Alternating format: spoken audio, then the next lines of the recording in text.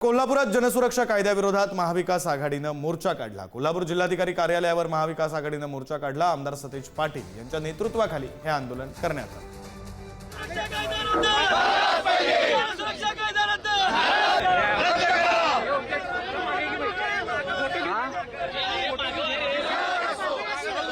जनसुरक्षा विधेयकाच्या विरोधात आता महाविकास आघाडीच्या वतीनं महामोर्चाचं आयोजन करण्यात आलं होतं। कोल्हापुरातल्या महावीर गार्डन ते जिल्हाधिकारी कार्यालयापर्यंत हा मोर्चा आला आणि त्यानंतर आता या ठिकाणी अशा पद्धतीनं ठिय्या आंदोलन जे आहे ते करण्यात येत आहे।